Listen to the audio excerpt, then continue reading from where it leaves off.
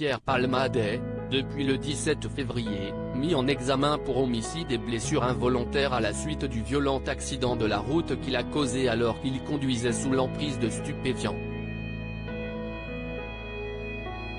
Accro à la cocaïne depuis plusieurs décennies, l'humoriste s'était notamment confié sur ses addictions dans son autobiographie, « Dites à mon père que je suis célèbre », parue en 2019 aux éditions HarperCollins.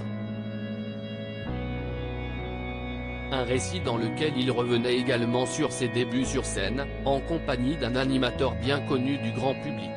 C'est en contemplant le succès rencontré par Muriel Robin pour laquelle il a justement co-écrit plusieurs de ses sketchs, que l'envie de monter à son tour sur scène s'est faite de plus en plus pressante. Pierre Palmade va alors profiter d'une opportunité offerte par une autre personnalité du petit écran croisé sur le tournage de l'émission La Classe.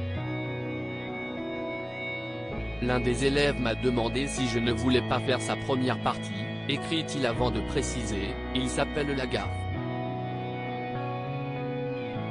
Pierre Palmade, Muriel Robin, Michel Larocque, Véronique Sanson.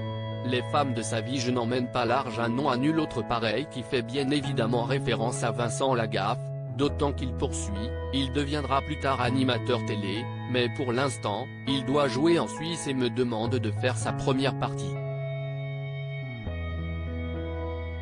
Acceptant la proposition de celui qui deviendra l'animateur du Bidil et du Juste Prix, Pierre Palmade se souvient avoir été impressionné par la salle de cette petite ville suisse d'une capacité de 1000 places et qui était pleine à craquer. La Gaffe est adorable, il me dit à quel point il a de l'admiration pour mon écriture. C'est déjà un ancien de la classe, il va me parrainer ce soir-là.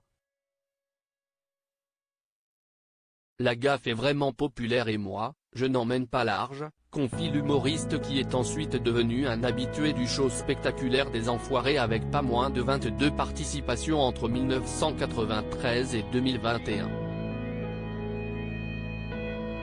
Article écrit en collaboration avec 6 médias. Crédit photo, Jack Tribeca.